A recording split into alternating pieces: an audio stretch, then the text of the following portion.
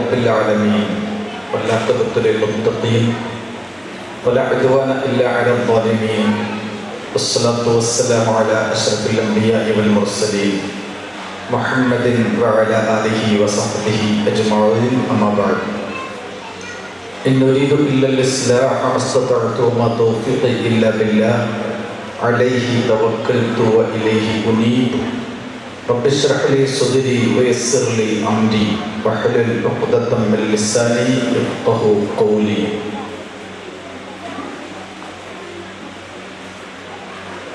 أعوذ بالله من الشيطان الرجيم بسم الله الرحمن الرحيم يا أيها الذين آمنوا اتقوا الله حق تقاته ولا تموتن إلا وأنتم مسلمون. ബഹുമാന്യരായ സഹോദരങ്ങളെ, സഹോദരികളെ, രക്ഷിതാക്കളെ, കുഞ്ഞു മക്കളെ, അല്ലാഹു സുബ്ഹാനഹു വ തആല നമ്മെ എല്ലാവരെയും അനുഗ്രഹിക്കുമാറാകട്ടെ. പടച്ചവൻ ഇവിടെ ഒരു പള്ളിയുടെ പേരിൽ, ഒരു മദ്രസയുടെ പേരിൽ, ഒരു ഇസ്ലാമിക കേന്ദ്രത്തിൻ്റെ പേരിൽ ഉള്ള ഒരു കൂട്ടായ്മയിലാണ് നമ്മെ ഒരുമിച്ച് കൂട്ടിയിട്ടുള്ളത്. നാളെ സ്വർഗീയ ലോകത്ത് അല്ലാഹുവിൻ്റെ ഭവനത്തിൽ നമ്മെ വീണ്ടും നമ്മുടെ പ്രിയപ്പെട്ട മാതാപിതാക്കളോടൊപ്പം, ഭാര്യമാരോടൊപ്പം, ഭർത്താക്കന്മാരോടൊപ്പം, മക്കളോടൊപ്പം സ്വർഗീയ ലോകത്ത് വീണ്ടും അവൻ ഒരുമിച്ച് കൂട്ടി അനുഗ്രഹിക്കുമാറാകട്ടെ. നേരത്തെ തൊട്ട് ഇസ്ലാമിക പ്രസ്ഥാന പ്രവർത്തന മേഖലകളുമായി ബന്ധപ്പെട്ടുകൊണ്ടിരിക്കുന്ന പല ആളുകളെയും വ്യക്തിപരമായി പരിചയമുണ്ട്. കുറെ കാലം മുമ്പ് തന്നെ ഇവിടെ പല പരിപാടികളിലും സംബന്ധിക്കാനുള്ളൊരു സൗഭാഗ്യവും കിട്ടിയിട്ടുണ്ട്. അത് കൂടാതെ ഈ പാടൂർ പ്രദേശത്തുകാരായ ഒരുപാട് ചെറുപ്പക്കാർ ഗൾഫ് രാജ്യങ്ങളിൽ, വിശിഷ്യ UAE-യിൽ, ദുബായിലും ഷാർജയിലും ഫുജൈറയിലൊക്കെ ആയിട്ട് ഈ പ്രദേശത്തുകാരുണ്ട്. അവരുമായിട്ടും നല്ല ബന്ധം വ്യക്തിപരമായിട്ടുണ്ട്. ഇത്തരമൊരു പരിപാടിക്ക് ക്ഷണിച്ചപ്പോൾ അല്പം ദൂരെ നിന്നാണ് ഞാൻ വരുന്നതെങ്കിലും ഈ ഒരു പരിഗണന കൂടി മനസ്സിലുള്ളത് കൊണ്ടാണ് ഇങ്ങോട്ട് ഇത്തരം ഒരു പരിപാടിക്ക് എത്തുവാനൊരു താല്പര്യം വ്യക്തിപരമായിട്ടുണ്ടായത്. ഈ ഒരു സന്ദർഭത്തിൽ ഏറെക്കുറെ രാവിലെ മുതൽ ഒരുമിച്ച് കൂടിയ നിങ്ങൾ വൈകിട്ട് പിരിഞ്ഞു പോകാൻ പോവുകയാണ്. വളരെ കുറഞ്ഞ ചില കാര്യങ്ങൾ മാത്രം സൂചിപ്പിച്ചുകൊണ്ട് ഞാൻ അവസാനിപ്പിക്കുന്നതുമാണ്.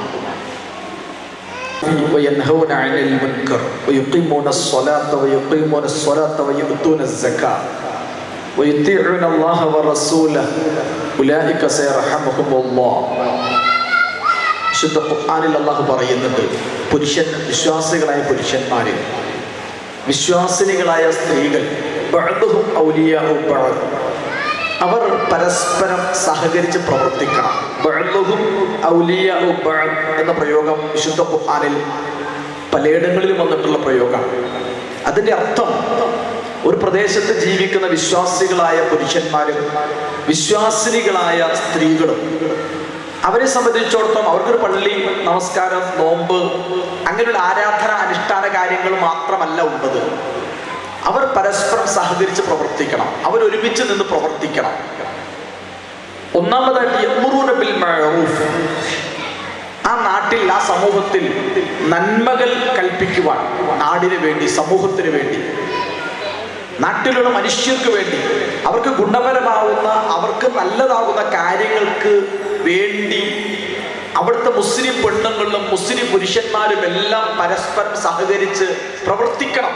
ആ നാടിന് വേണ്ടി, നാടിൻ്റെ വിദ്യാഭ്യാസം, നാടിൻ്റെ സംസ്കാരം, നാടിൻ്റെ സദാചാരം, നാടിൻ്റെ ധാർമ്മികത, ആ നാട്ടിലെ പാവങ്ങൾക്ക് വേണ്ടി, രോഗികൾക്ക് വേണ്ടി, പ്രയാസപ്പെടുന്നവർക്ക് വേണ്ടി, ഇങ്ങനെ ആ നാട്ടിൽ സമൂഹത്തിൽ ആവശ്യമുള്ള പ്രവർത്തനങ്ങൾക്ക് വേണ്ടി മുസ്ലിം സമൂഹത്തിൽപ്പെട്ട ആണുങ്ങളും പെണ്ണുങ്ങളും എല്ലാം പരസ്പരം സംഘടിച്ച് സഹകരിച്ച് പ്രവർത്തിക്കണം എന്ന് വിശുദ്ധ ഖുർആൻ പറയുകയാണ്. പിന്നെ പറയും നമസ്കരിക്കണം, അവർ നമസ്കാരം നിലനിർത്തണം. സക്കാത്ത് അവർ നൽകുന്ന അവസ്ഥ ഉണ്ടാകണം. അള്ളാഹുവിനെയും അവന്റെ പ്രവാചകനെയും അനുസരിക്കണം. ഈ ലോകത്ത് രാജ്യം ഭരിക്കുന്നത്, ലോകം ഭരിക്കുന്നത് വലിയ ഭരണകൂടങ്ങളായിരിക്കും, വലിയ അധികാര കേന്ദ്രങ്ങളായിരിക്കും. ഇപ്പോൾ തന്നെ നമ്മുടെ രാജ്യത്തിന്റെ അവസ്ഥ നിങ്ങൾക്കറിയാം. ഈ രാജ്യം ഭരിക്കുന്നവരാരാണ് എന്ന് നമുക്കറിയാം. നമ്മുടെ കേരളത്തിന്റെ പോലും അവസ്ഥ നിങ്ങൾക്കറിയാം. ഇപ്പോൾ ഈ അടുത്ത കാലഘട്ടങ്ങളിൽ കേരളത്തിൽ ഒരു കൊലപാതകമൊക്കെ നടന്നിട്ട് അതുമായി ബന്ധപ്പെട്ട വലിയ ചർച്ചകൾ, വലിയ അർത്ഥത്തിലുള്ള പ്രതിഷേധ സമരങ്ങളൊക്കെ കേരളത്തിൽ നടന്നുകൊണ്ടിരിക്കുന്നുണ്ട്. ആ സമരങ്ങളുടെ ശരിതെറ്റുകളെ ഇപ്പോൾ ഞാൻ പറയുന്നില്ലെങ്കിൽ പോലും ആ സമരങ്ങളുടെയും ഒരു അന്തിമ വിശകലനം, ആ സമരങ്ങളുടെ കോലാഹലങ്ങളിലേക്ക് അവസാന വിശകലനം ചെന്ന് മുട്ടുന്നത് പോലും ഒരുതരം ഇസ്ലാമോഫോബിയയിലേക്കാണ്. ഇസ്ലാമുമായി ബന്ധപ്പെട്ട്, മുസ്ലിങ്ങളുമായി ബന്ധപ്പെട്ട്, അവരുടെ ചെറുപ്പക്കാരെ കുറിച്ച്, അവർക്കിടയിലെ പ്രവർത്തനങ്ങളെ കുറിച്ച്, പ്രസ്ഥാനങ്ങളെ കുറിച്ച് വളരെ ഭീകരമായ, ഭീതിജനകമായ ഒരു ചിത്രം നമ്മുടെ നാട്ടിൽ പോലും, കേരളത്തിനകത്തു പോലും രൂപപ്പെട്ടുകൊണ്ടിരിക്കുകയാണ്. ഒരുപക്ഷെ ഇവിടെ ഭരിക്കുന്ന ആളുകൾ അങ്ങനെയൊക്കെ വിചാരിച്ചിട്ടുണ്ടോ എന്ന് നമുക്കറിയില്ല. പക്ഷെ നമ്മുടെ മീഡിയകളിലൂടെ, ചർച്ചകളിലൂടെ മുന്നോട്ട് പോകുമ്പോൾ നമ്മുടെ നാട്ടിൽ ഒരുപാട് ഈ കലാപങ്ങൾ, കൊലപാതകങ്ങൾ എന്ന് പറയുന്നത് ഇവിടെ ഭരിച്ചുകൊണ്ടിരിക്കുന്ന ആളുകളെ സംബന്ധിച്ചിടത്തോളം, ഇവിടെ നിലനിൽക്കുന്ന മറ്റ് പല മുഖ്യധാര പ്രസ്ഥാനങ്ങളെ സംബന്ധിച്ചിടത്തോളം ധാരാളമായി നടത്തിക്കൊണ്ടിരിക്കുന്ന ഒരു കലാപരിപാടിയാണ്. അപ്പൊ ആ രൂപത്തിൽ ക്യാമ്പസിൽ നടക്കുന്ന ഒരു കലാലയ കൊലപാതകം എന്നർത്ഥത്തിൽ കാണേണ്ട ഒരു പ്രശ്നം, തീർച്ചയായിട്ടും ആ കൊലപാതകത്തെ അപലപിക്കുന്നവരാണ് നമ്മൾ. അത്തരം കൊലപാതക സംസ്കാരത്തെയും കൊലപാതക രാഷ്ട്രീയത്തെയും മുസ്ലിം ഗ്രൂപ്പുകളിൽ നിന്ന് വന്നാൽ പോലും 100%, 1% പോലും അതിനെ അംഗീകരിക്കുന്നവരല്ല നമ്മൾ. മനുഷ്യ രക്തം ചിന്തുക എന്ന് പറയുന്നത് തീർച്ചയായിട്ടും അപലപിക്കുന്ന ഒരു പ്രസ്ഥാനമാണ് നമ്മുടേതുപോലുള്ള ഇസ്ലാമിക പ്രസ്ഥാനങ്ങൾ. പക്ഷേ അതിന്റെ മറവിലും, അതിന്റെ ചിലവിലും, അതിന്റെ ബാനറിലും എല്ലാം നടത്തിക്കൊണ്ടിരിക്കുന്ന പല ആക്രമണങ്ങൾ നിങ്ങൾ മീഡിയകൾ കാണുന്നവരാണ്, ചാനലുകൾ കാണുന്നവരാണ്, പത്രങ്ങൾ വായിക്കുന്നവരാണ്. ഈ രാജ്യത്തെ സാധാരണക്കാരായ മനുഷ്യരുടെ മനസ്സിലേക്ക് ഇസ്ലാമുമായി ബന്ധപ്പെട്ട്, മുസ്ലിങ്ങളുമായി ബന്ധപ്പെട്ട്, ഇസ്ലാമിക കൂട്ടായ്മകളുമായി ബന്ധപ്പെട്ട് ഇത്തരം ഭീകരമായൊരു കഥ, ഭീകരമായൊരു ചിത്രം നൽകുവാൻ ശ്രമിച്ചുകൊണ്ടിരിക്കുന്ന ഒരു ചിത്രം നമ്മുടെ കേരളത്തിനകത്തു പോലും നമ്മൾ കണ്ടുകൊണ്ടിരിക്കുകയാണ്. ഇങ്ങനെ രാജ്യത്തും ലോകത്തും എല്ലാം തന്നെ മുസ്ലിം സമൂഹം വളരെ ഭീകരമായി വേട്ടയാടപ്പെടുന്ന ഒരു കാലഘട്ടങ്ങളിൽ ഒരു ഇസ്ലാമോഫോബിയ, ഇസ്ലാം ഹണ്ടിങ്, ഇസ്ലാം വേട്ട എന്നർത്ഥം നടന്നുകൊണ്ടിരിക്കുന്ന ഒരു കാലഘട്ടത്തിൽ മുസ്ലിം സമൂഹത്തെ സംബന്ധിച്ചിടത്തോളം ഇത്തരം പ്രതിസന്ധികളിൽ നിന്ന് മറികടക്കാനുള്ള മാർഗം എന്താണെന്ന് ചോദിച്ചാൽ, നമ്മെ സംബന്ധിച്ചിടത്തോളം അള്ളാഹുവിന്റെ ദീനിൽ മുറുകെ പിടിക്കുക എന്നതാണ്. ഇസ്ലാമിക സമൂഹത്തെയും ഇസ്ലാമിക നേതൃത്വങ്ങളെയും ഒക്കെ പൂർണ്ണമായി ഉൾക്കൊണ്ടും അംഗീകരിച്ചുകൊണ്ടും വളരെ സുശക്തമായി, ധീരമായി നമ്മുടെ ആദർശ മാർഗത്തിൽ, ദീനി മാർഗത്തിൽ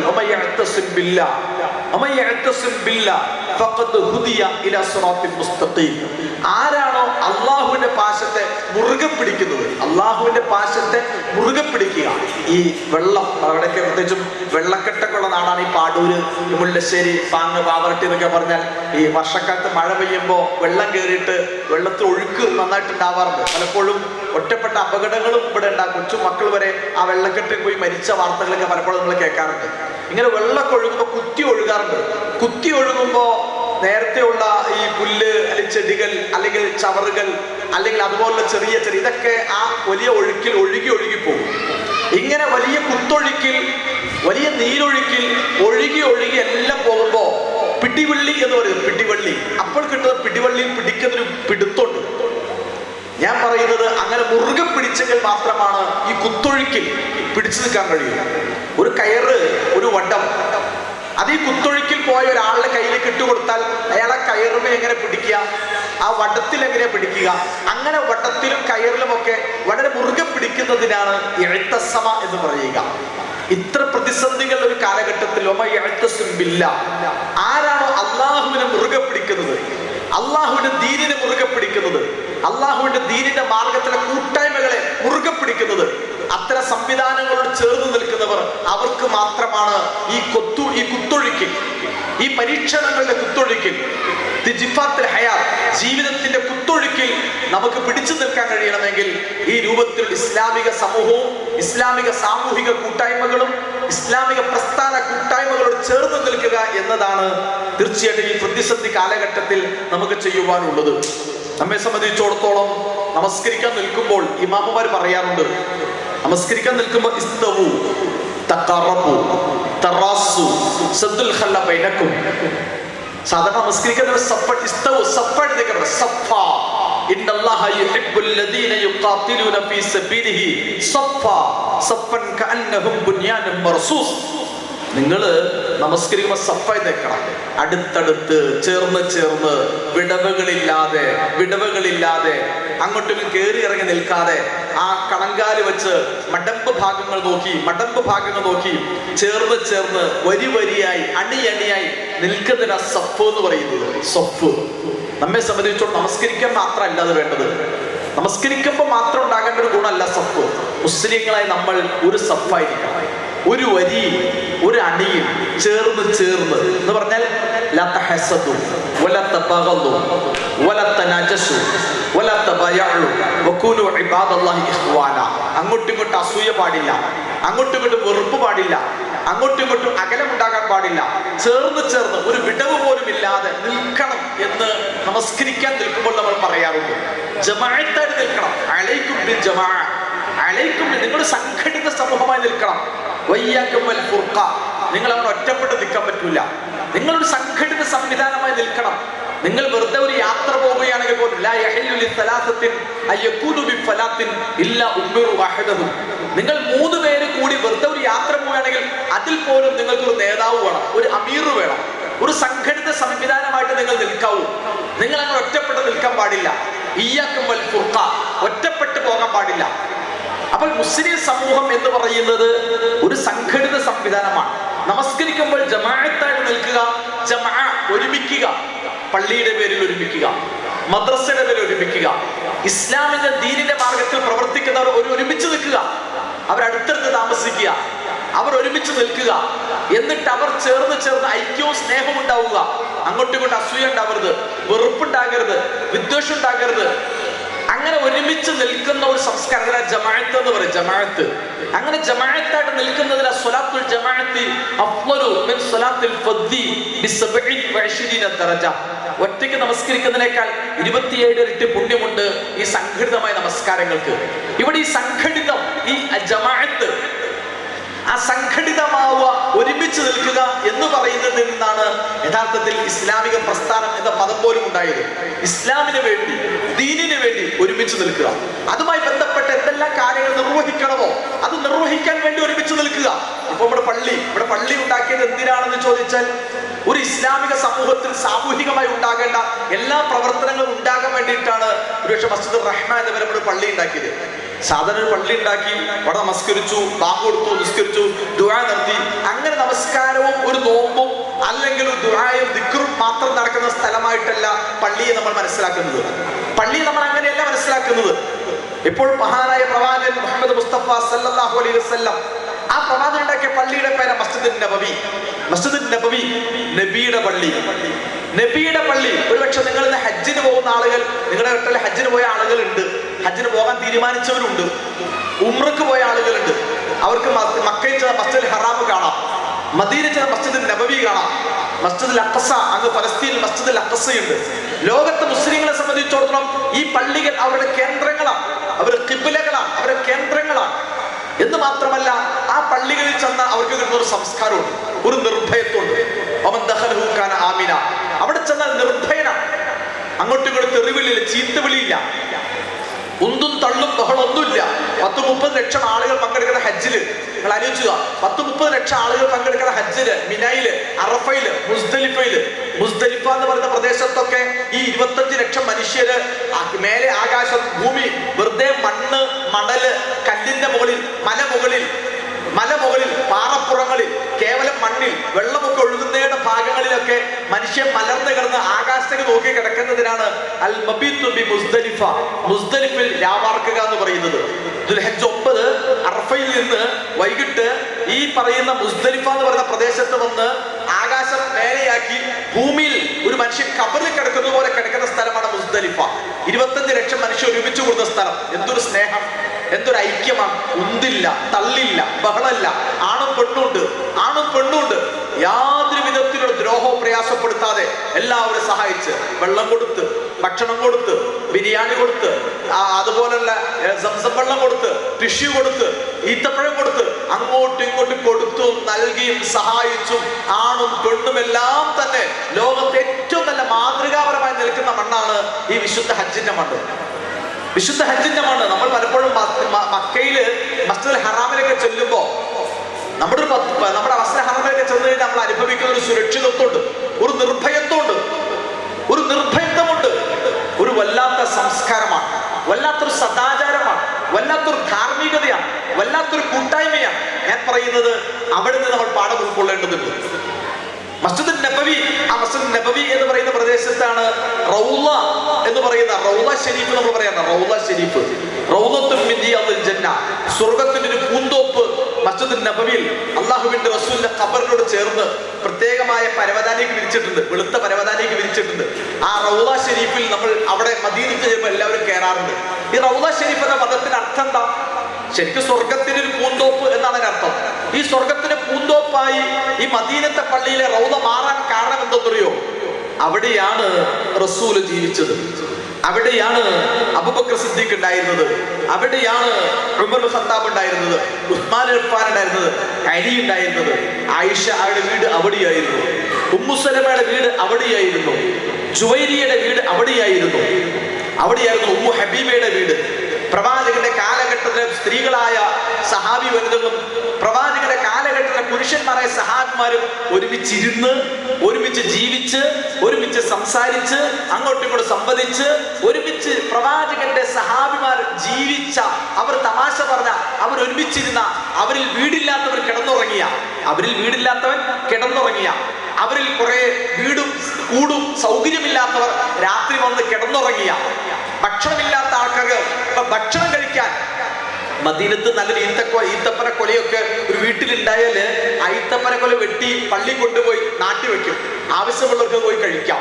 ഇങ്ങനെ ഒരു നാട്ടിലെ ജനങ്ങൾക്ക് കേറിക്കിടക്കാൻ കൂരയില്ലാത്തവർ ആ പള്ളിയിൽ പോകാം. അവര് ഭക്ഷണം വിശന്നാൽ ആ പള്ളിയിൽ ചെല്ലാം. അവര് തൊഴിലില്ലെങ്കിൽ എനിക്ക് തൊഴിലില്ല, എനിക്ക് ജീവിക്കാൻ മാർഗമില്ല. അപ്പൊ റസൂൽ എഴുന്നേറ്റ് നിൽക്കും. അതെ, ഒരു മനുഷ്യന് ജീവിക്കാൻ മാർഗമില്ല. അദ്ദേഹത്തിന്റെ കയ്യിൽ എന്താ ഉള്ളത്? ഒന്നുമില്ല. എന്തോന്നുണ്ടാ? ഉള്ളതൊക്കെ കൊണ്ടുവരാൻ പറഞ്ഞു. ഉള്ളതൊക്കെ കൊണ്ടുവന്ന് അത് വിറ്റ് ലേലം വിളിച്ചു. അതുകൊണ്ട് ഒരു മഴു വാങ്ങി കൊടുത്തു. ആ മഴുവുമായിട്ട് അയാളുടെ ജോലിക്ക് പോകാൻ പറഞ്ഞു. ഞാൻ പറയുന്നത് റൗള എന്ന് പറയുന്ന ആ പ്രദേശം ഒരു കാലഘട്ടത്തിൽ പ്രവാചകന്റെ സഹാബിമാർ വന്ന് നമസ്കരിച്ചിരുന്ന, അവർ ഒരുമിച്ചിരുന്നിരുന്ന, അവർ തമ്മിൽ കണ്ടുകൊണ്ടിരുന്ന സ്ഥലത്തിന്റെ പേരാ. അവിടെ ഒരുമിച്ചിരുന്നപ്പോൾ ആ നാട്ടിലെ ജനങ്ങൾക്ക് ആവശ്യമുള്ള ഭക്ഷണം, അവർക്ക് ആവശ്യമുള്ള വീട്, അവർക്ക് ആവശ്യമുള്ള തൊഴില്, അവർക്ക് ആവശ്യമുള്ള എല്ലാ കാര്യങ്ങളും ആ റൗള എന്ന് പറയുന്ന ആ വിശുദ്ധ മണ്ണിൽ, ആ പള്ളിയിൽ വെച്ച് നടന്നിരുന്നു. ഇതാണ് പള്ളി.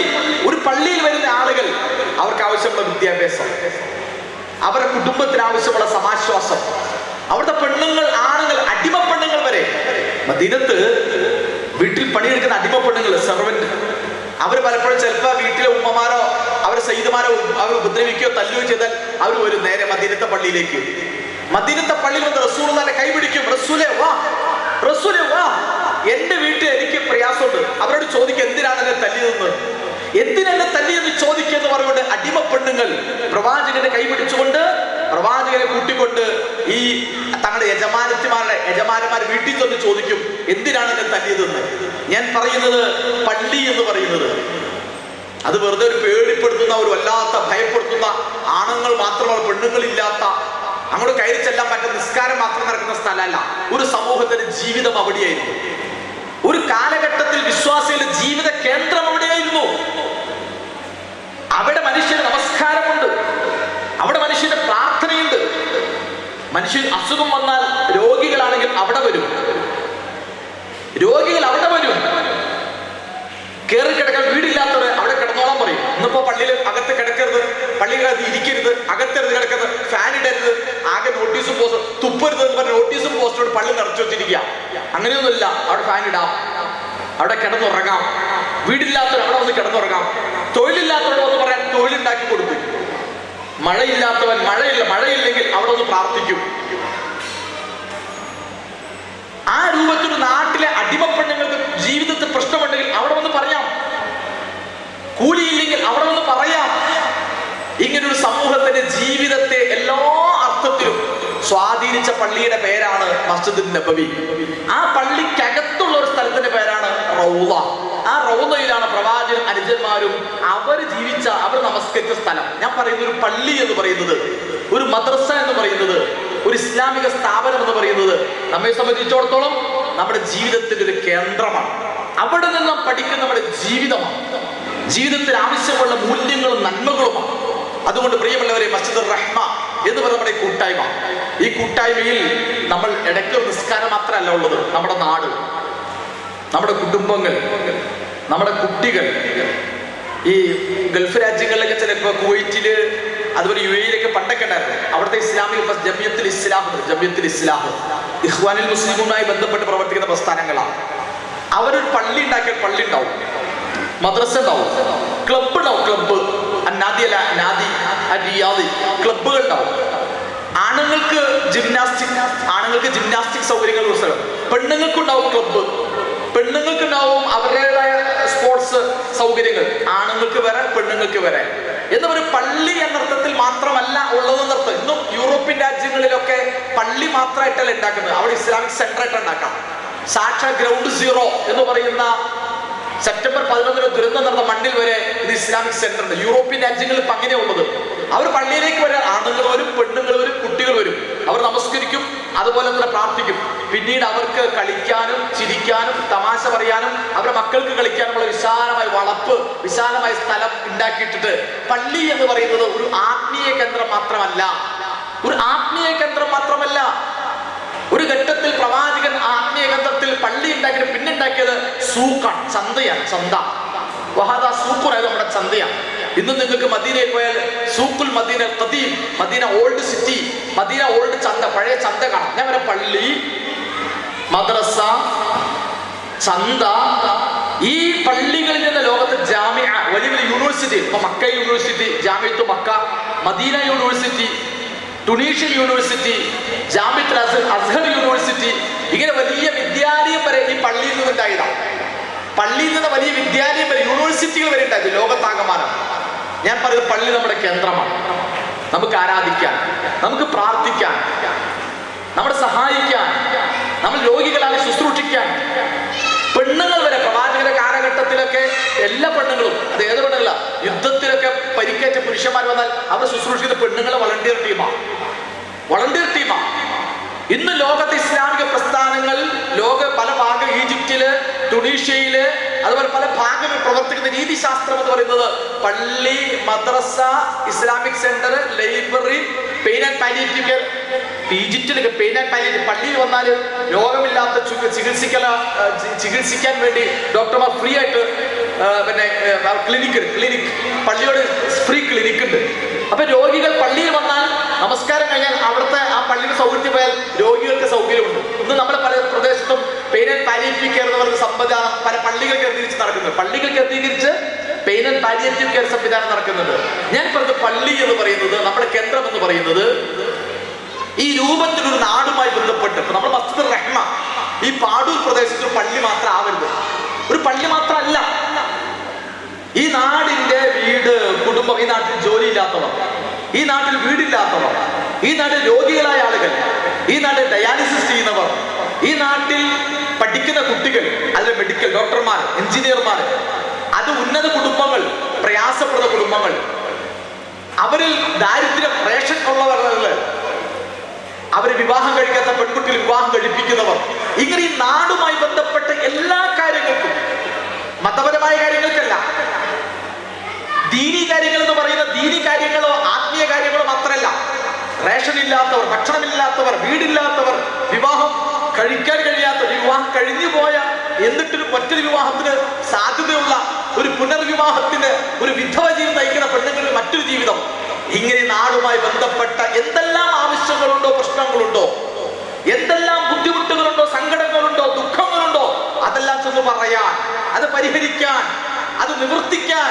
ഒരു കേന്ദ്രമായി പള്ളി എന്നത് പഞ്ചായത്താണ്, പള്ളി എന്നത് പാർലമെന്റാണ്, പള്ളി എന്നത് നിയമസഭയാണ്, പള്ളി എന്നത് ബാങ്കാണ്. പള്ളി ഒരു ബാങ്കാണ്, പള്ളി ഒരു പഞ്ചായത്താണ്, പള്ളി ഒരു പള്ളിക്കൂടമാണ്. പള്ളിക്കൂടം, വിദ്യാലയം, ദേവാലയം, ആതുരാലയം, ഇതൊക്കെയാണ്. വിദ്യാലയമാണിത്, ഇതൊരു ആതുരാലയമാണ്, ഇതൊരു ദേവാലയമാണ്. ശരിക്കും ക്രൈസ്തവ സമൂഹമാണ് ഇത് കുറെ കൂടി അപ്ലൈ ചെയ്ത്. മുസ്ലിം സമൂഹത്തിന് ഇത് സാധിക്കാതെ പോയി. ക്രൈസ്തവ സമൂഹം അവർ വിദ്യാലയം, ദേവാലയം, ആതുരാലയം എല്ലാം ഒരു കുടക്കീഴിൽ പക്ഷെ ഈ ഒരു കുടക്കീഴിൽ ഇതെല്ലാം കൊണ്ടുവന്ന മസ്ജിദുൻ നബവിയ, പ്രവാചകൻ സല്ലല്ലാഹു അലൈഹി വസല്ലം പള്ളി മസ്ജിദുൻ നബവിയായിരുന്നു. ഒരു കുടക്കീഴിൽ ഈ വിദ്യാലയവും ദേവാലയവും ആതുരാലയവും എല്ലാ വിഷമങ്ങളും ബുദ്ധിമുട്ടുകളും മാറുന്ന ഒരു കേന്ദ്രമായി ആ പള്ളി. നമ്മൾ സാധാരണ പള്ളിയുടെ ഒരു വലിയ മിനാരം വെക്കണം. മിനാരം എന്തിനാ മിനാരം വെക്കുന്നത്? ഒരു പള്ളി ഉണ്ടാക്കുമ്പോൾ ഒരു മിനാരം വെക്കും, വലിയ മിനാരം. എന്നിട്ട് ആ മിനാരത്തിന് മുകളിൽ വലിയ ഉയർത്തി വെക്കും. എന്നിട്ട് അവിടെ മൈക്കൊക്കെ വെക്കുക. എന്നിട്ട് അവിടെ ബാങ്കുലികൾ എല്ലാ ഭാഗത്തേക്കും ചൊല്ലും. അപ്പുറം സ്കൂള്, അപ്പുറം കോളേജ്, അവിടെ ഗ്രൗണ്ട്, അവിടെ വീട്, ഇവിടെ കോളനി, ഇവിടെ പഞ്ചായത്ത് ഓഫീസ്, ഇവിടെ മറ്റോഫീസ്. ഇതിനിടയിൽ പള്ളിയുടെ മിനാർ ഉയർത്തി നിൽക്കും. അല്ലാഹു അക്ബർ, അല്ലാഹു അക്ബർ, അല്ലാഹു അക്ബർ, അല്ലാഹു അക്ബർ, അശ്ഹദു അല്ലാ ഇലാഹ ഇല്ലല്ലാഹ്, അശ്ഹദു അന്ന മുഹമ്മദർ റസൂലുള്ളാഹ്, ഹയ്യ അലസ് സ്വലാഹ്, ഹയ്യ അലൽ ഫലാഹ്, അല്ലാഹു അക്ബർ, അല്ലാഹു അക്ബർ, ലാ ഇലാഹ ഇല്ലല്ലാഹ്. ഇതാണ് പള്ളി. അല്ലാഹുവാണ് വലുത്. വീട്ടിലുള്ളവർ കേട്ടില്ലേ? സ്കൂളിലുള്ളവർ കേട്ടില്ലേ? കോളേജ് കേട്ടില്ലേ? ഓഫീസ് കേട്ടില്ലേ? പഞ്ചായത്ത് കേട്ടില്ലേ? പാടവർക്കത്ത് ജോലി ചെയ്യുന്നവർ കേട്ടില്ലേ? കർഷകർ കേട്ടില്ലേ? തൊഴിലാളികൾ കേട്ടില്ലേ? പാർട്ടി ഓഫീസറുകൾ കേട്ടില്ലേ? അല്ലാഹുവാണ് ഈ പ്രപഞ്ചത്തിന് വലുത്.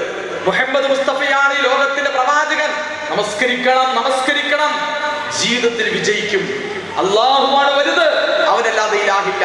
ഈ സന്ദേശം, ആ സന്ദേശത്തിനനുസൃതമായ ഒരു നാടിന്റെ കുടുംബം, ഒരു നാട്ടിലെ സംസ്കാരം, ഒരു നാട്ടിലെ വിദ്യാഭ്യാസം, ഒരു നാട്ടിലെ തൊഴില്, ഒരു നാട്ടിലെ ചെറുപ്പക്കാർ, ഒരു നാട്ടിലെ കുഞ്ഞുങ്ങൾ, എല്ലാവരെയും ഒരു സമൂഹത്തിൽ അല്ലാഹുവിലേക്ക്, പ്രവാചകനിലേക്ക്, നമസ്കാരത്തിലേക്ക്, അതുവഴി ജീവിത വിജയത്തിലേക്ക് ക്ഷണിച്ചു കൊണ്ടുവരുന്ന ഒരു സ്ഥലമാണ് പള്ളി. പള്ളി മാറണം. അതിനു വേണ്ടിയിട്ടാണ് ഒരു മാതൃകാ പള്ളി എന്ന അർത്ഥത്തിലാണ് നമ്മൾ ഉണ്ടാക്കുന്നത്. ഈ പള്ളിയിൽ തന്നെയാണ് ഇന്നല്ലെങ്കിൽ നാളെ നമ്മൾ മരിച്ചു വന്നുള്ള ഖബർ വരെ നമ്മൾ കിടന്നുറങ്ങുന്നതും ഈ പള്ളിയുടെ പരിസരങ്ങളിലേക്ക് നമ്മൾ വരിക. നാളെ മരിച്ചു പോയാൽ, മരണപ്പെട്ടു പോയാൽ ഈ പള്ളിയുടെ പരിസരങ്ങളിൽ ഒരിക്കൽ പള്ളിക്കാട്ടിലേക്ക് നമ്മൾ പോകുന്നത്. അതൊരു പള്ളി മരിച്ച ശേഷം പോകാനുള്ള സ്ഥലമല്ല, ജീവിച്ചിരിക്കുമ്പോൾ പോകാനുള്ള സ്ഥലമാണ്. ജീവിച്ചതിന് ശേഷം ആ പള്ളിയുടെ പരിസരങ്ങളിലേക്ക് പോകാൻ നമ്മൾ ആഗ്രഹിക്കുന്നത്.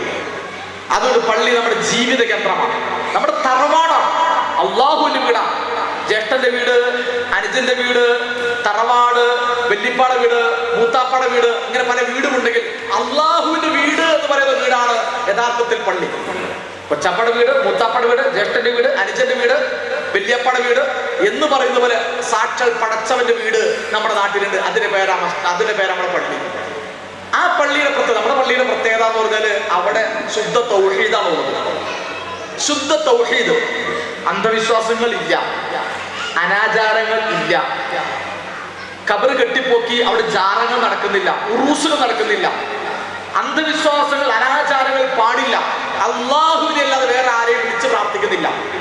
ഇസ്ലാമിയുള്ളതായ ദീനുള്ള കാര്യങ്ങൾ മാത്രമേ അവിടെ നടക്കുന്നുള്ളൂ. ദീനിലില്ലാത്ത അന്ധവിശ്വാസ, അനാചാര, അതുപോലുള്ള എല്ലാ അർത്ഥത്തിലുള്ള ഖുറാഫാത്തും ബിദ്അത്തൊന്നും ഈ പള്ളിയിലോ മദ്രസയിലോ നടക്കരുത്. അങ്ങനെയൊക്കെ ഉള്ള പരിമിതി കൊണ്ടാണ് ഇതുപോലെ പള്ളി നമുക്ക് ഉണ്ടാക്കേണ്ടി വന്നത്. പള്ളികൾ ആ ദൗത്യം നിർവഹിക്കുന്നതിൽ പരാജയപ്പെട്ടപ്പോൾ, മദ്രസകൾ ആ ദൗത്യം നിർവഹിക്കുന്നതിൽ പരാജയപ്പെട്ടപ്പോൾ, നമ്മുടെ സ്ത്രീകൾക്കും പെണ്ണുങ്ങൾക്കും കുടുംബങ്ങൾക്കും എല്ലാം തന്നെ ഈ രൂപത്തിൽ ഒരു സമൂഹത്തിന്റെ ജീവിതവുമായി ബന്ധപ്പെട്ട കേന്ദ്രമായി പള്ളികൾ മാറാതെ വരുമ്പോഴാണ് നമ്മൾ ഇതുപോലെ പള്ളികൾ പോലും സ്ഥാപിക്കേണ്ടി വന്നത്. തീർച്ചയായിട്ടും ഞാൻ പറയുന്നത്, ഇപ്പോൾ ഈ പ്രദേശത്തുള്ള ഒരുപാട് ആളുകളുടെ കേന്ദ്രമാണ് നമ്മുടെ പള്ളി. വരും തലമുറയുടെ കേന്ദ്രമായി നമ്മുടെ പള്ളി മാറണം.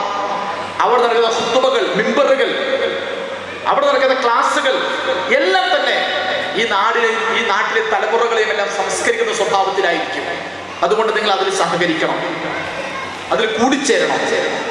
തീർച്ചയായിട്ടും ഇവിടെ യാതൊരു കുടുംബ താല്പര്യമോ തറവാട് താല്പര്യമോ ഏതെങ്കിലും അർത്ഥം ഞങ്ങളുടെ കുടുംബം, നിങ്ങളുടെ കുടുംബം, അങ്ങനെ കുടുംബങ്ങൾക്ക് ഒരു പ്രസക്തിയില്ല. ഒരു തറവാടിനൊരു പ്രസക്തിയില്ല. വലിയ കുടുംബക്കാരോ വലിയ തറവാട്ടികൾ അങ്ങനെ ആർക്കും പ്രത്യേകിച്ച് അധികാരമൊന്നും ഈ പള്ളിയിലില്ല. ഈ പള്ളി ഈ രാജ്യത്തെ ജനങ്ങളുടേതാണ്. ഇസ്ലാമിന്റെ എല്ലാ നന്മകളും, ഇസ്ലാമിന് പൂർണ്ണ സ്വാതന്ത്ര്യം അവിടെ ഉണ്ടാവും. ഇസ്ലാമിലില്ലാത്ത ഒന്നിനും അവിടെ സ്വാതന്ത്ര്യം ഉണ്ടാവില്ല. അതാണ് പ്രത്യേകത. ഖുർആനിലും സുന്നത്തിലും ദീനിലുള്ള യഥാർത്ഥത്തിലുള്ള കാര്യങ്ങളൊക്കെ ഈ പള്ളിയിൽ ഉണ്ടാവും. ഖുർആനിലും സുന്നത്തിലും ഇല്ലാത്ത, ഈ ദീനിലില്ലാത്ത ഒരു കാര്യവും ഈ പള്ളിയിൽ ഉണ്ടാവില്ല. ഈ പള്ളിയിൽ നിന്ന് പ്രസംഗിക്കുന്ന പ്രസംഗങ്ങൾ, ഖുത്ബകൾ, രാജ്യത്തെക്കുറിച്ച്, ലോകത്തെക്കുറിച്ച്, നമ്മുടെ സമൂഹത്തെക്കുറിച്ച്, നമ്മുടെ നാടിനെ ഇസ്ലാമിക സമൂഹത്തിൽ സ്വീകരിക്കേണ്ട പ്രവർത്തനങ്ങളെ കുറിച്ച്, അവർ ഏറ്റെടുക്കേണ്ട ദൗത്യത്തെക്കുറിച്ചൊക്കെ ഇവിടുത്തെ ഖുത്ബകൾ, മിമ്പറുകളിൽ പറഞ്ഞുകൊണ്ടേയിരിക്കും. അങ്ങനെ ജീവനുള്ള, കരുത്തുറ്റ, ജീവസുറ്റ, അന്തസ്സുറ്റ ഒരു പള്ളിയും ഒരു മദ്രസയും ഒരു ഇസ്ലാമിക കേന്ദ്രവുമാണ് ഈ മസ്ജിദുർ റഹ്മ എന്ന് പറയുന്നത്. അതിൽ ഈ നാട്ടിലെ ആളുകൾ വലിയ അർത്ഥത്തിൽ സഹകരിക്കുന്നുണ്ട്. പ്രവാസികളായ ആളുകൾ ധാരാളമായി സഹകരിക്കുന്നുണ്ട്. ഒരുപക്ഷെ ഇവിടെ വന്നാൽ വേണ്ടത്ര സഹകരിക്കാത്ത ആളുകൾ വരെ ഇവിടുന്ന് പുറത്തു പോകുമ്പോൾ ഇപ്പൊ എനിക്ക് തന്നെ അറിയാം, പലപ്പോഴും പാടൂർ കൂട്ടായ്മ അല്ലെങ്കിൽ പാടൂരുള്ള ആളുകളുടെ കൂട്ടായ്മകളെ കുറിച്ച് കേൾക്കുമ്പോൾ അവിടെ ചെല്ലുമ്പോൾ ഇവിടെയുള്ള മറ്റു പലരും ഈ മസ്ജിദുർ റഹ്മയുടെയോ അല്ലെങ്കിൽ ഇസ്ലാമിക പ്രസ്ഥാനവുമായി ബന്ധപ്പെട്ട കൂട്ടായ്മകളിലാണ് ഏറ്റവും സഹകരിക്കാറുള്ളത്. കാരണം അവർക്ക് ഇവിടെ നിൽക്കുമ്പോൾ ഇങ്ങനെയൊക്കെ കാണുമ്പോൾ വരാനൊക്കെ അല്പം മടിയാണ്. ഇവിടെ നാട്ടുകാരെന്ത് വിചാരിക്കും, അവരെന്ത് വിചാരിക്കും, ഇവരെന്ത് വിചാരിക്കും എന്നൊക്കെ വിചാരിച്ചിട്ട് നമ്മൾ പള്ളിയിലേക്ക് കേന്ദ്രത്തിലേക്ക് വരാൻ മടിയുള്ള ആളുകൾ വരെ ഇവിടത്തേക്ക് പോയി പുറത്തൊക്കെ പോകുമ്പോൾ പറയും, അവർ പറയും സത്യത്തിൽ ഇങ്ങനെയൊക്കെ വേണ്ടത്, മസ്ജിദുർ റഹ്മയൊക്കെ പോണതിലേ പോകേണ്ടത്, ഇങ്ങനെയുള്ള ഇസ്ലാമിന്റെ ശരിയായ സന്ദേശം ഇങ്ങനെയൊക്കെയാണ്, ഈ അന്ധവിശ്വാസം അനാചാരങ്ങൾ ഒഴിവാക്കപ്പെടേണ്ടതാണ് എന്നൊക്കെ എല്ലാവരും പറയും. പക്ഷെ ഇവിടെ വരുമ്പോൾ വേണ്ടത്ര സഹകരിക്കാൻ പറ്റാറില്ല. പക്ഷേ പുറത്തൊക്കെ ചെല്ലുമ്പോൾ അവിടെ പള്ളികൾ കാണാറുണ്ട്. അവിടെ ചെല്ലുമ്പോൾ ഈ ഹദ്ദാദ്, റാത്തീബ്, മൗലീദ്, ജാറ, മുഹൂസ് ഇതൊന്നും ലോകത്ത് എവിടെയില്ല. മസ്ജിദുൽ നബവിയിൽ അങ്ങനെ ഉണ്ടോ? മക്കത്തെ വിശുദ്ധ മസ്ജിദുൽ ഹറാമിൽ ഇതുണ്ടോ? അവിടെ പെണ്ണുങ്ങളില്ലേ? അവിടെ സ്ത്രീകളില്ലേ? അവിടെ ജമാഅത്തിൽ സ്ത്രീകളില്ലേ? അവിടെ ഖുത്ബകൾ ഏത് ഭാഷ ജനങ്ങൾക്ക് മനസ്സിലാക്കാത്ത ഖുത്ബകളാണ് നൽകുന്നത്. അവിടെ ഈ ജാറങ്ങളില്ല, ഉറൂസുകളില്ല, ഈ ഹദ്ദാദ്, മൗലീദുകളൊന്നുമില്ല. കബറുകൾ കിട്ടിപ്പോക്കി അവിടെ പോയിട്ട് പച്ച മുണ്ടിട്ട് മൂടുന്ന പരിപാടി ഈ ലോകത്ത് എവിടെയില്ല. മദീനത്തില്ല, മക്കത്തില്ല. മദീനത്ത് 10,000-കണക്കിന് കബറുകളുണ്ട്. സാക്ഷാൽ പ്രവാചകന്റെ കബറുണ്ട്, അബൂബക്കർ സിദ്ദീഖിന്റെ കബറുണ്ട്, ഉമറിന്റെ കബറുണ്ട്, ഉസ്മാന്റെ കബറുണ്ട്, ആയിഷയുടെ കബറുണ്ട്, പ്രവാചകന്റെ പെൺമക്കൾ സൈനബിന്റെ, ഉമ്മു കുൽസൂമിന്റെ, റുഖിയയുടെ കബറുണ്ട്, പ്രവാചകന്റെ ഭാര്യമാരുടെ കബറുണ്ട്. ഖദീജ ബീവി ഒഴികെ, മൈമൂന ബീവി ഒഴികെ ബാക്കി എല്ലാ പ്രവാചക ഭാര്യമാരുടെ കബറുകളും മദീനത്താണ്. അവിടെ ഉണ്ടോ ജാറം? അവിടെ ഉണ്ടോ ഉറൂസ്? അവിടെ ഉണ്ടോ ആണ്ട് നേർച്ച? അവിടെ ഉണ്ടോ പച്ചപ്പട്ട്? അവിടെ ഉണ്ടോ ഈ രൂപത്തിലുള്ള അന്ധവിശ്വാസങ്ങളൊന്നുമില്ല. മക്കത്തില്ല, മദീനത്തില്ല, മുസ്ലിം ലോകത്ത് എവിടെയില്ല. അവിടെയുള്ള എല്ലാ പള്ളികളും മുസല്ലൻ നിസ. ലോകത്ത് എവിടെ നിങ്ങൾ അറബ് ലോകത്ത് UAE-ലോ ഖത്തറിലോ സൗദിയിലോ കുവൈറ്റിലോ ഖത്തറിലോ എവിടെ ചെന്നാലും നിങ്ങൾ ഏത് പള്ളിയിൽ ചെന്നാലും മുസല്ലൻ നിസ, സ്ത്രീകൾക്ക് സൗകര്യമുണ്ട്. ഇപ്പൊ നമ്മുടെ നാട്ടിലുണ്ട്. ഞാൻ പറയുന്നത് നമ്മുടെ പള്ളികൾ എന്തിനെന്ന് ചോദിച്ചാൽ ഇസ്ലാമിന്റെ ശരിയായ സത്യസന്ധമായ പ്രതിനിധീകരണം, ശരിയായ സത്യസന്ധമായ പ്രതിനിധീകരണം അത് നിർവഹിക്കാൻ വേണ്ടിയിട്ടാണ് നമ്മുടെ പള്ളികൾ ഉണ്ടാക്കിയത്, അതിനോടനുബന്ധിച്ച മദ്രസകൾ ഉണ്ടാക്കിയത്, ഖുർആൻ സ്റ്റഡി സെന്ററുകൾ ഉണ്ടാക്കിയത്, ഇത്തരം കൂട്ടായ്മകൾ ഉണ്ടാക്കിയത്. ഇതെന്തിനാണെന്ന് ചോദിച്ചാൽ ഈ നാട്ടിൽ ശരിയായ ഇസ്ലാമിന്റെ പ്രതിനിധീകരണം നടക്കണമെങ്കിൽ ഇത്തരത്തിലുള്ള കൂട്ടായ്മകളും പ്രവർത്തനങ്ങൾ ആവശ്യമാണ്. ഏതായാലും ഇത്തരം കാര്യങ്ങളെല്ലാം നിങ്ങൾ സഹകരിക്കണം, നിങ്ങൾ ബന്ധപ്പെടണം. ഈ പ്രദേശത്ത് ഇസ്ലാമികമായ ഉയർത്തെഴുന്നേൽപ്പുകൾ ഉണ്ടാകണം. കാലഘട്ടം വലിയ അപകടം പിടിച്ച കാലഘട്ടമാണ്, വലിയ വെല്ലുവിളിക്കപ്പെടുന്ന കാലഘട്ടമാണ്. ഇസ്ലാമുമായി ബന്ധപ്പെട്ട എല്ലാം, ഇസ്ലാമിന്റെ പെണ്ണ്, ഇസ്ലാമിന്റെ പർദ്ദ, ഇസ്ലാമിന്റെ പള്ളി, ഇസ്ലാമിന്റെ മദ്രസ, ഇസ്ലാമിന്റെ താടി, ഇസ്ലാമിന്റെ ചെറുപ്പക്കാർ, ഇസ്ലാമിന്റെ പ്രസ്ഥാനങ്ങൾ, ഇസ്ലാമിന്റെ പ്രസ്ഥാനങ്ങളുടെ രാഷ്ട്രീയ രൂപങ്ങൾ, അതിന്റെ വിദ്യാർത്ഥി സംവിധാനങ്ങൾ, അതിന്റെ എല്ലാം ഇസ്ലാമും മുസ്ലിങ്ങളുമായി ബന്ധപ്പെട്ട എല്ലാത്തിനെയും ഒരു ഫോബിയ, ഒരു പേടിപ്പിച്ച് കാണിക്കപ്പെടുന്ന ഒരു കാലഘട്ടം. ആ കാലഘട്ടത്തിൽ നാം തിരിച്ചടിക്കണം, നാം പ്രതിരോധിക്കണം. നമ്മുടെ പ്രതിരോധം കുറുവടി കൊണ്ടോ അല്ലെങ്കിൽ മറുപടി കൊണ്ടോ മുളവടി കൊണ്ടോ മുളകുപൊടി കൊണ്ടോ കത്തി കൊണ്ടോ ഒന്നുമല്ല, കത്തിക്കുത്തല്ല. നമ്മുടെ കൈകളിലുള്ള ഇസ്ലാം സമാധാനമാണ്, ഇത് സ്നേഹമാണ്, ഇത് കാരുണ്യമാണ്, ഇത് സക്കാത്താണ്, ഇത് സദഖയാണ്, ഇത് മൂല്യങ്ങളാണ്, ഇത് മാതാപിതാക്കളുടെ ബന്ധം, രോഗികളെ സഹായിക്കൽ. ഇങ്ങനെ ഇസ്ലാമിന്റെ നന്മകൾ നിറഞ്ഞ, മൂല്യങ്ങൾ നിറഞ്ഞ ഈ നന്മകളും മൂല്യങ്ങളും ഇതെല്ലാം ഈ സമൂഹത്തിന് കൈമാറണം. ഈ രാജ്യത്തെ ജനങ്ങൾക്ക് കൈമാറണം. അങ്ങനെ കൈമാറാൻ ഈ സമൂഹത്തെ പ്രാപ്തമാക്കണം. ഈ സമൂഹത്തെ പ്രാപ്തമാക്കണം. ഈ സമൂഹ പെണ്ണുങ്ങൾ അത് പ്രാപ്തി നേടണം. ഈ സമൂഹ ചെറുപ്പക്കാർ ആദർശപരമായ പ്രാപ്തി നേടണം. ഈ സമൂഹത്തിലെ ചെറുപ്പക്കാർ, കുട്ടികൾ, ചെറുപ്പക്കാർ നമ്മുടെ മലർവാടിയിലൂടെ, ടീൻ ഇന്ത്യകളിലൂടെ, കുഞ്ഞുമക്കളിലൂടെ, ആണും പെണ്ണും എല്ലാവരും ഇസ്ലാമിന്റെ ശരിയായ സന്ദേശം പ്രതിനിധീകരിച്ചുകൊണ്ട് നമ്മുടെ നാട്ടിലെ ജനങ്ങൾക്കിടയിലേക്ക് കയറി ചെല്ലണം. അതിന് ഈ നാടിനെ പ്രാപ്തമാക്കാൻ, ചെറുപ്പക്കാരെ പ്രാപ്തമാക്കാൻ, കുട്ടികളെ പ്രാപ്തമാക്കാൻ ഇസ്ലാമിക സംസ്കാരത്തിന്റെ ശരിയായ ദിശയിൽ, ശരിയായ മൂശയിൽ ഈ തലമുറ വളർത്തിയെടുക്കാൻ തീർച്ചയായിട്ടും മസ്ജിദുർ റഹ്മ പ്രതിജ്ഞാബദ്ധമാണ്. ആ പ്രവർത്തനങ്ങളിൽ നിങ്ങൾ എല്ലാവരും സഹകരിക്കണം, നിങ്ങൾ ഭാഗവക്കാകണം എന്ന് സൂചിപ്പിച്ചുകൊണ്ട് ഞാൻ എൻ്റെ വാക്കുകൾ അവസാനിപ്പിക്കാൻ. അല്ലാഹു സുബ്ഹാനഹു വ തആല യഥാർത്ഥ ദീനി സ്വഭാവം, യഥാർത്ഥ ദീനിന്റെ മൂല്യങ്ങളും നന്മകളും നിലനിർത്തി ജീവിക്കാൻ അള്ളാഹു നമുക്ക് തൗഫീഖ് നൽകി അനുഗ്രഹിക്കുമാറാകട്ടെ. അള്ളാഹുവിന്റെ ദീനിനെ പ്രതിനിധീകരിക്കുവാനും പ്രബോധനം ചെയ്യുവാനും ഈ നാട്ടിലെ ജനങ്ങൾക്ക് ആ സന്ദേശം കൈമാറുവാനും അള്ളാഹു നമ്മുടെ മസ്ജിദുർ റഹ്മയിലൂടെ, അതിന്റെ മദ്രസകളിലൂടെ, അതിന്റെ കൂട്ടായ്മകളിലൂടെ അള്ളാഹു നമുക്ക് തൗഫീഖ് നൽകി അനുഗ്രഹിക്കുമാറാകട്ടെ. സ്നേഹമുള്ള, കാരുണ്യബോധമുള്ള, ധാർമ്മികതയുള്ള, സത്യസന്ധതയുള്ള, ജീവിത വിശുദ്ധിയുള്ള, ഇസ്ലാമിക സംസ്കാരമുള്ള ഒരു സംഘമായി, ഒരു കൂട്ടായ്മയായി നമ്മുടെ കൂട്ടായ്മകളെ അള്ളാഹു മാറ്റി അനുഗ്രഹിക്കുമാറാകട്ടെ. പടച്ചവൻ നാട്ടിലെല്ലാം ഉള്ള വിദേശത്തുള്ള ചെറുപ്പക്കാർ, പുതിയ തലമുറയ്ക്ക് ഇത്തരത്തിൽ ഇസ്ലാമിക കൂട്ടായ്മകൾ സഹകരിപ്പിക്കാനും ഈ നാട്ടിൽ നല്ലൊരു ഭാവി സൃഷ്ടിക്കുവാനുമുള്ള പരിശ്രമത്തെ പങ്കാളികളാകാനും തീർച്ചയായിട്ടും സാധിക്കണം. അള്ളാഹു തൗഫീഖ് നൽകി അനുഗ്രഹിക്കുമാറാകട്ടെ.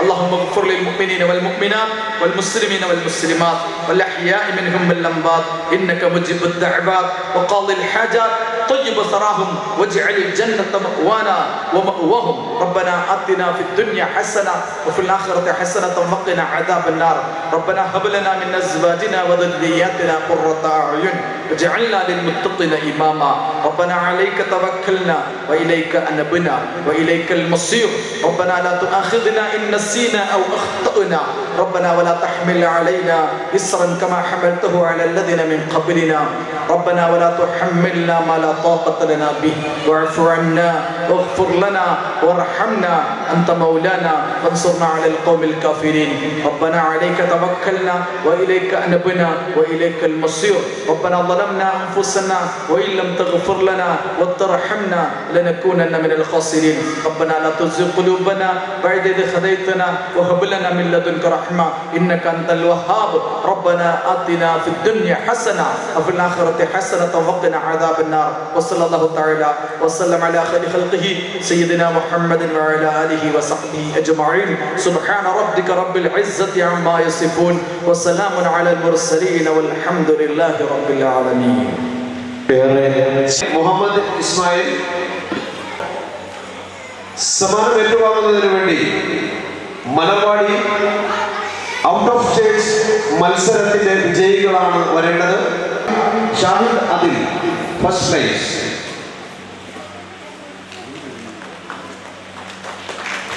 Second prize Shahid Irsan. Then Amina Shamir. Third place goes to Amina Shamir. അടുത്തതായി ഗാന മത്സരത്തിൽ വിജയികൾക്കുള്ള സമ്മാനദാനമാണ്.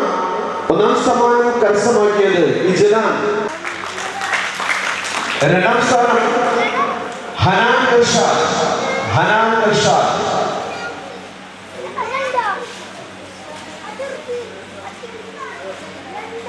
രണ്ടാം സ്ഥാനം മറ്റൊരു കുട്ടി കൂടി ഷാഹിദ് ഹനാൻ.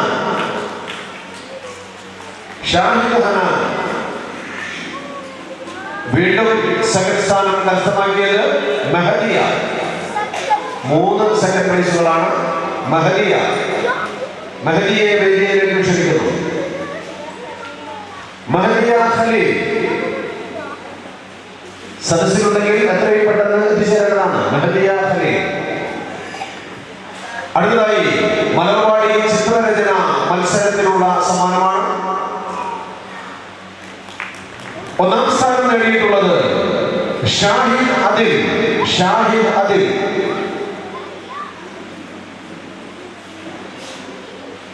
രണ്ടാം സ്ഥാനം കരസ്ഥമാക്കിയിരിക്കുന്നത് ഷാഹിദ് ഇഹ്സാൻ. ഒന്ന് കൈയടിക്കണ്ട, എല്ലാവരും ഒന്ന് കൈയടിക്കുക, കുട്ടികളെ പ്രോത്സാഹിപ്പിച്ചുകൊണ്ട്.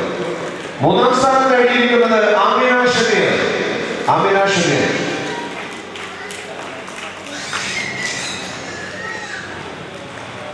സമ്മാനദാനം നിർവഹിച്ച ഹബീബ് നന്ദി രേഖപ്പെടുത്തുകയാണ്. ഈ കൂട്ടായ്മ ഹൃദയംഗമമായ നന്ദി രേഖപ്പെടുത്തുന്നു. ഖിറാഅത്ത് മത്സരത്തിൽ ഒന്നാം സ്ഥാനം ഹാദിയ ഖലീൽ. കൈയടിക്കുക. രണ്ടാം സ്ഥാനം നേടിയിരിക്കുന്നു മുഹമ്മദ് ഇസ്മായിൽ. മുഹമ്മദ് ഇസ്മായിൽ.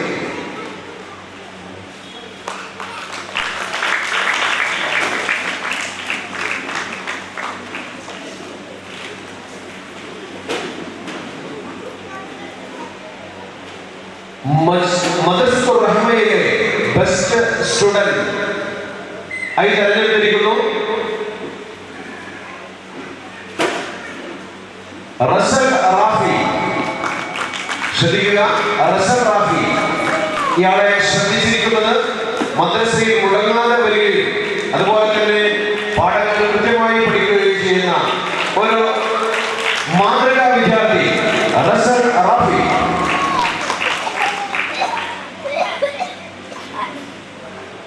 ഇനി പ്രോത്സാഹന സമ്മാനങ്ങളാണ്.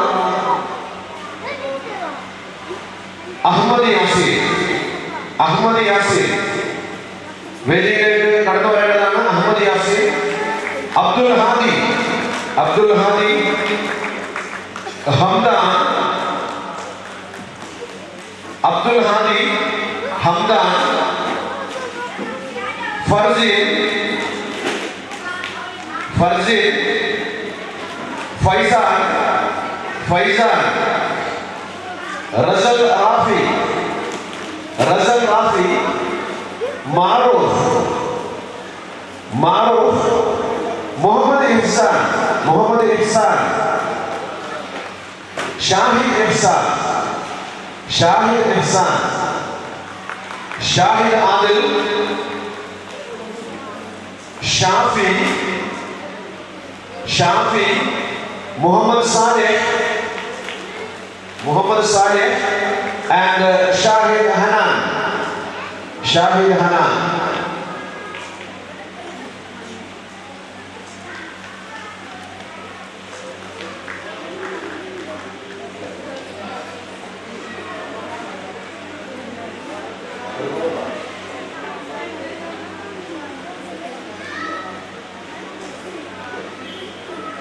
ഇനി പെൺകുട്ടികൾക്കുള്ള പ്രോത്സാഹന സമ്മാനങ്ങളാണ്.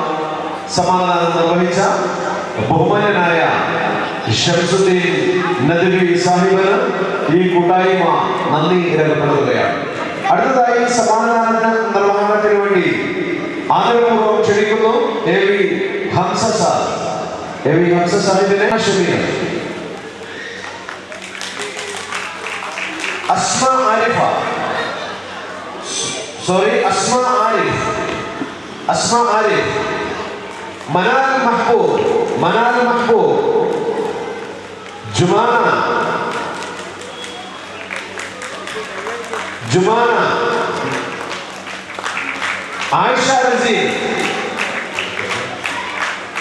ഷിഫ്ന. ഹംദ. ഫാത്തിമ ലയ. ഫാത്തിമ മഹറിൻ. സൈനബ.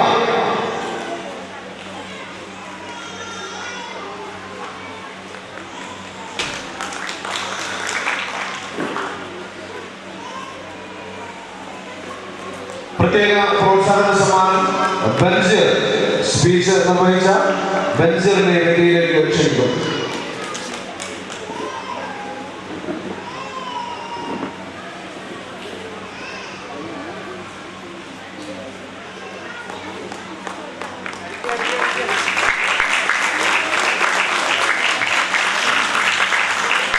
ഇതോടെ നമ്മുടെ ഈ ഹൃദ്യമായിട്ടുള്ള മസ്ജിദുർ റഹ്മ കൂട്ടായ്മ 2018 അതിന് സമാപനം കുറിക്കുമ്പോൾ socio economic cultural trust secretary ആർ.പി.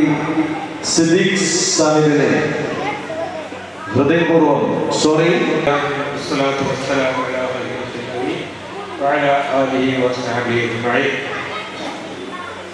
ഈ പരിപാടിയുടെ അവസാനത്തെ ദിനമായ നന്ദി പറച്ചൽ, അതാണ് എന്നിൽ അർപ്പിതമായ കർത്തവ്യം. സാധാരണ നന്ദി പറയുമ്പോൾ ഏതാനും ഒഴിഞ്ഞ കസേരകൾ മാത്രമാണ് ഉണ്ടാവാറുള്ളത്. അൽഹംദുലില്ലാഹ് അതിന് വിപരീതമായിക്കൊണ്ട് നല്ലൊരു സദസ്സ് തന്നെയാണ് എൻ്റെ മുമ്പിലുള്ളത്. അതിൻ്റെ അർത്ഥം ഞാൻ മനസ്സിലാക്കുന്നത് അള്ളാഹുവിൻ്റെ അനുഗ്രഹത്താൽ ഇന്നത്തെ നമ്മുടെ ഈ പരിപാടി ഏറെക്കുറെ എല്ലാവർക്കും ഒരു ഹൃദ്യമായ അനുഭവമായി മാറിയിട്ടുണ്ട് എന്ന് തന്നെയാണ്. അതിനാദ്യമായി ഞാൻ നന്ദി രേഖപ്പെടുത്തുന്നത് സർവ്വലോക രക്ഷിതാവായ റബ്ബ് സുബ്ഹാനഹു വ തആലക്കാണ്. ശുക്രൻ ലില്ലാഹ്, അൽഹംദുലില്ലാഹ്. ഞാൻ ഓരോരുത്തരെ പേരെടുത്ത് വായിച്ച് നന്ദി പറയാൻ ഒരുപാട് സമയം പിടിക്കും. അത്രമാത്രം പരിപാടികളാണ് ഇവിടെ നടന്നുകൊണ്ടിരുന്നത്. രാവിലെ 9 മണി മുതൽ സമയം 5:30 മണി കഴിഞ്ഞു. ഈ നേരം വരെ പരിപാടികൾ തന്നെയാകും. ഓരോരുത്തരെ പേരെടുത്ത് പറയുമ്പോൾ സമയം ഒരുപാടാകും. അതുകൊണ്ട് ഇവിടെ ഇന്ന് നടന്ന എല്ലാ പരിപാടിയും ഖുർആൻ ദർസ് നടത്തിയ ഉസ്താദ് അബ്ദുൽ ജലീൽ മൗലവി മുതൽ അവസാനം സമ്മാനദാനം നടത്തിയ മഹത് വ്യക്തിത്വങ്ങളടക്കം എല്ലാവർക്കും നന്ദി പറയുകയാണ്. അതിനുപരി ഈ സദസ്സിനെ ധന്യമാക്കിയ എൻ്റെ മുമ്പിലിരിക്കുന്ന നിങ്ങൾ ഓരോരുത്തർക്കും, പ്രത്യേകിച്ച് എൻ്റെ സഹോദരികൾക്ക്, അവരാണ് ഇന്ന് മിക്കവാറും എല്ലാ സദസ്സുകളിലും നിറസാന്നിധ്യം അറിയിച്ചു കൊണ്ടിരിക്കുന്നത്. അവർക്കും പ്രത്യേകം. അതെല്ലാത്തിനുപരി എല്ലാ അർത്ഥത്തിലും കണ്ടുകെട്ടാതെ നമ്മുടെ ഓരോ ചരിത്രം നോക്കി ഇരിക്കുന്ന കളിനക്കരയിലെ ഒരുപാട് സുഹൃത്തുക്കൾ, അവർ കണ്ണിൽ എണ്ണ വെച്ച് കാത്തിരിക്കുന്ന പോലെ കാത്തിരിക്കാൻ നമ്മുടെ പരിപാടി പറ്റി. ഓരോ നിമിഷവും അവർ സന്ദേശം അയച്ചുകൊണ്ടും സംഗതികൾ ആരാഞ്ഞുകൊണ്ടും ഇങ്ങനെ വാട്സപ്പ് മെസ്സേജുകളും മറ്റും വന്നുകൊണ്ടിരിക്കുകയാണ്. അവർക്ക് ഇവിടെ സംബന്ധിക്കണമെന്നും ഇതിൽ കൂടണമെന്നും നമ്മുടെ എല്ലാ വിധത്തിലും സഹായിക്കണമെന്നൊക്കെ ആഗ്രഹമുണ്ടായിരുന്നു. പക്ഷേ അവർ എന്താ ചെയ്യുക, നമ്മൾ മനസ്സിലാക്കിയതുപോലെ അവരിവിടെ എത്താൻ കഴിഞ്ഞില്ല. അവരെയാണ് മാത്രമല്ല എല്ലാം കൊണ്ടും എല്ലാ നിലക്കും ഞാൻ തുറന്നു തന്നെ പറയും, സാമ്പത്തികമായും മറ്റും നമ്മളെ സഹായിച്ചുകൊണ്ടിരിക്കുന്നതും അവർ തന്നെയാണ്. അവർക്കും നന്ദി പറയുക എന്നത് നമ്മുടെയൊക്കെ വാക്കിന് അതീതമാണ്. ഏതായാലും ആ കർത്തവ്യത്തിലേക്ക് ഞാൻ നീങ്ങുകയാണ്. ഹൃദയത്തിന്റെ ഭാഷയിൽ അവർക്ക് നന്ദി രേഖപ്പെടുത്തിട്ട് സ്വന്തം പേരിലും മസ്ജിദ് റഹ്മ കൂട്ടായ്മയുടെ പേരിലും നന്ദി രേഖപ്പെടുത്തുകയാണ്. അതുപോലെ ഈ ഹോള്, മനോഹരമായ ഹോള് നമുക്ക് അനുവദിച്ചു തന്ന ഈ ഹോളിന്റെ ഉടമസ്ഥർക്കും വളരെ ഹൃദയത്തിന്റെ ഭാഷയിൽ ഹൃദയം തുറന്നുകൊണ്ടുള്ള നന്ദി രേഖപ്പെടുത്തുകയാണ്. ഇനി എൻ്റെ ഈ സംസാരത്തിൽ ആരെങ്കിലും മറന്നുപോയിട്ടുണ്ടോ എന്ന് എനിക്ക് പോലും അറിയില്ല. കാരണം എനിക്ക് പ്രത്യേക ഇഷ്ടമൊന്നുമില്ല. ഏതായാലും എല്ലാവർക്കും ഇപ്പോൾ ഇവിടെ ഉപേക്ഷിതരായ ഹംസ മാഷ് തുടങ്ങി ഉസ്താദ് അബ്ദുൽ ജലീൽ, ശംസുദ്ദീൻ നദ്വി തുടങ്ങി എല്ലാവർക്കും ഹൃദയത്തിന്റെ ഭാഷയിൽ നന്ദി രേഖപ്പെടുത്തുകയാണ്. അള്ളാഹു അനുഗ്രഹിച്ചാൽ ഇത് നമ്മുടെ കൂട്ടായ്മയുടെ തുടക്കമാണ്. ഈ 20 വർഷത്തെ ചരിത്രത്തിൽ ആദ്യമായി നാം സംഘടിപ്പിച്ച ഈ കൂട്ടായ്മ അള്ളാഹുവിന്റെ അനുഗ്രഹത്താൽ ഈ വിധമായി ഇൻഷാ അല്ലാഹ് നിങ്ങളുടെ സഹായ സഹകരണമുണ്ടെങ്കിൽ ഇനിയും ഇതിലും ഭംഗിയായി ഇത് നമുക്ക് കൊണ്ട് നടക്കണം. അത് മാത്രമല്ല, നിങ്ങളെല്ലാവരുടെയും സാന്നിധ്യം ഈ മസ്ജിദ് റഹ്മയുമായി ഉണ്ടാവണം. നിങ്ങളുടെ സഹായവും സഹകരണവും എപ്പോഴും ഉണ്ടാവണം. നമുക്ക് ഈ ഇവിടെ നാടിന്റെ ചരിത്രം തന്നെ മാറ്റി കുറിക്കേണ്ടതുണ്ട്. അള്ളാഹു നാം എല്ലാവരെയും അനുഗ്രഹിക്കുമാറാവട്ടെ. കൂടുതൽ സംസാരിച്ച് നേരം കളയുന്നില്ല. അള്ളാഹു നമ്മുടെ ഒത്തുകൂടൽ മഹത്തായ കർമ്മമാക്കി തീർക്കുമാറാവട്ടെ. നാളെ അവന്റെ ജന്നാത്തുൽ ഫിർദൗസിൽ ഇതുപോലെ ഒത്തൊരുമിച്ച് കൂടാൻ അള്ളാഹു സൗഭാഗ്യം തന്നെ അനുഗ്രഹിക്കുമാറാവട്ടെ. ഹംസമാഷിന്റെ ചെറിയൊരു ദ്വാരോട് കൂടി നമുക്ക് പിരിയാം. അസ്സലാമു അലൈക്കും വറഹ്മത്തുള്ളാഹി വബറകാതുഹു. ശ്രദ്ധിക്കുക, ഒരു പേഴ്സ് കളഞ്ഞു കിട്ടിയിട്ടുണ്ട്. അതിന്റെ ربنا آتنا في الدنيا حسنة وفي الآخرة حسنة وقنا عذاب النار. ربنا تقبل منا إنك أنت السميع العليم وتب علينا إنك أنت التواب الرحيم واغفر لنا يا غافر المذنبين. آمين برحمتك يا أرحم الراحمين. السلام عليكم.